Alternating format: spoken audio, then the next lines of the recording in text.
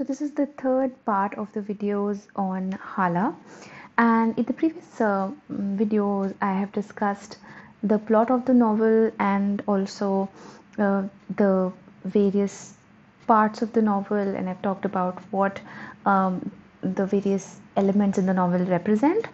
Right now I would be talking about how Frantz Fanon's Black Skin, White Masks really resonates with Sembène Osman's Hala.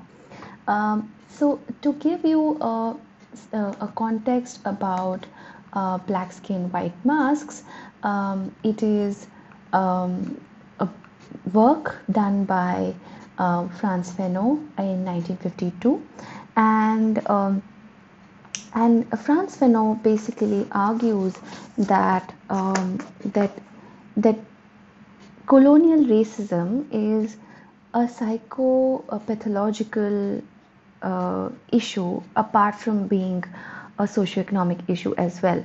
So he says that colonialism fosters a feeling of inferiority in the colonial subject, and through the process of assimilation, the native culture, when the native culture is replaced by the colonial power, the damage on the native culture is felt by the people of the native culture at a collective level but also at an individual level. So when the culture is eroded, for instance, if I take the example of the Indian subcontinent, in this case, when the erstwhile culture is eroded, it gives a sense of psychological loss, and therefore colonialism is not only a it's not only a social issue or a socio-economic issue, it is a psychological issue.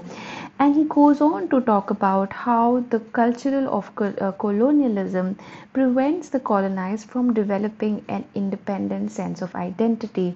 And whatever documentaries you see about Africa, you would notice that there is the constant complaint that people don't trust each other. And why is that?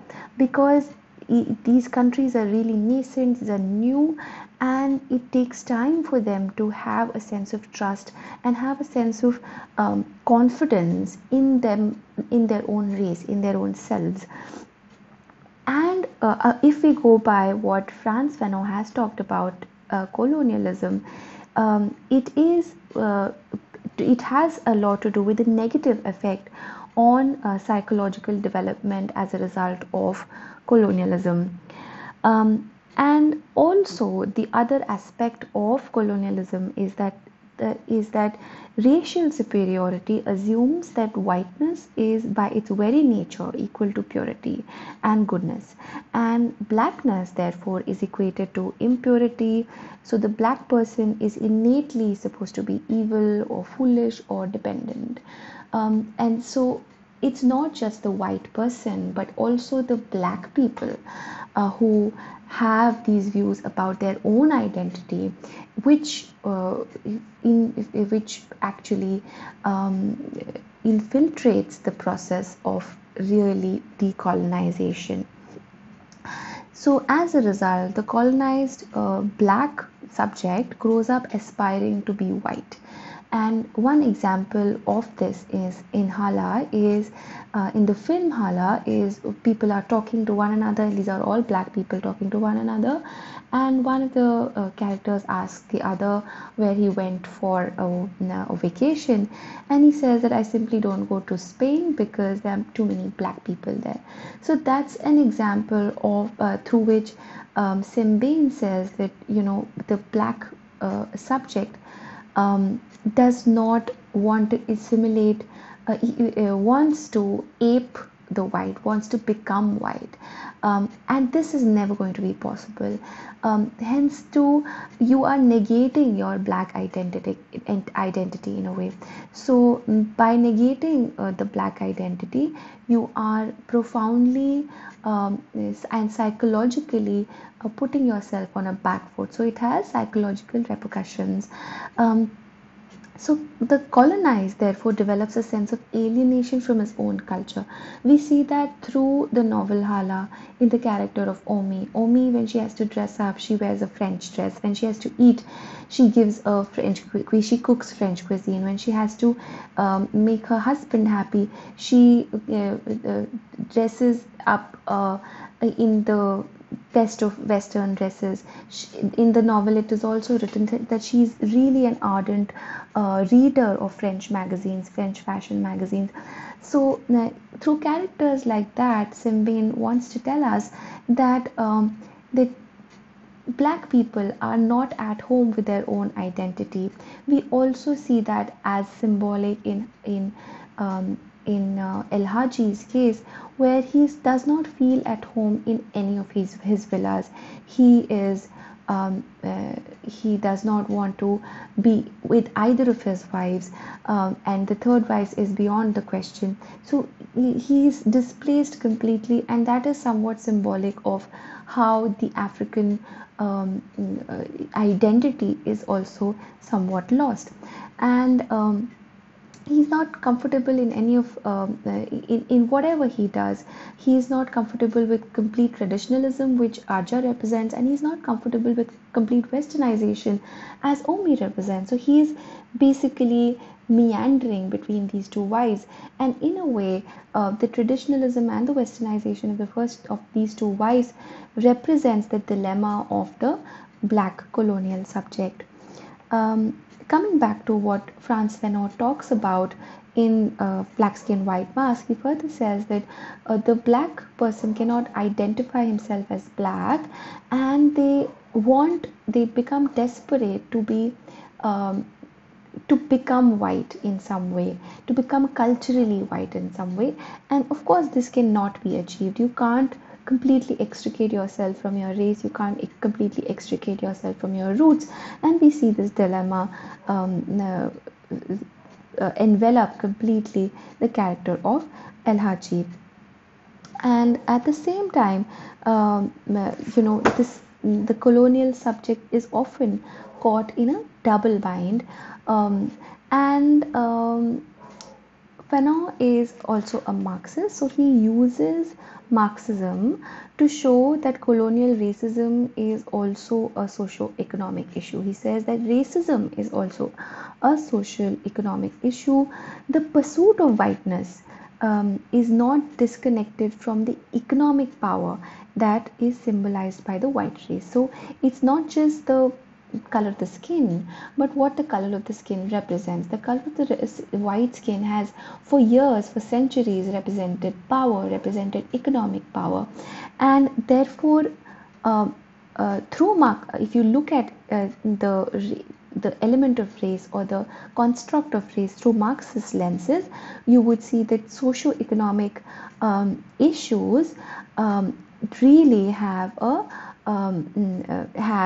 economic um, symbolization behind them. He also uses psychoanalytical analytical approach proposed by Lacan to suggest that from a very early age, the colonial subject develops a sense of inferiority. And we, as I was saying, this is also shown in some aspects of the novel. Um, and Fanon finally says that black literature or the literature of the black people comes from a place of displacement, and therefore, in order to for the decolonization process to be complete, one would actually want to not only have complete political independence but also independence from colonial or European ways of thinking. That's what Frantz Fanon is arguing for. And a little bit more about Frantz Fanon. Frantz Fanon, what is he doing in his novel? Finally, he's actually looking at various disciplines, and he's talking like sociology, psychoanalysis, history, literature, finally to argue that colonialism is not a socio-economic issue, it's a psychological issue, it's an individual issue, it's an issue which causes great changes to a person's self-development and self-analysis in a way. Um, and this work actually paved way for later post colonial studies and cultural studies as well. So, Black Skin, White Mass is really a landmark book which very nicely resonates with the novel that we are studying. Now, going back to the novel Hala, there are a few sections which I haven't yet talked about, and let me just quickly discuss them before we end this video. So, when we talk about the Chamber of Commerce in the novel, um, the Chamber of Commerce is actually that is not doing anything valuable for the country. Through the character of El Haji, we'll get to see the point of view of Sembène about Senegalese economy. So the novel very clearly states that the office, the quote unquote office of El Haji is actually a warehouse.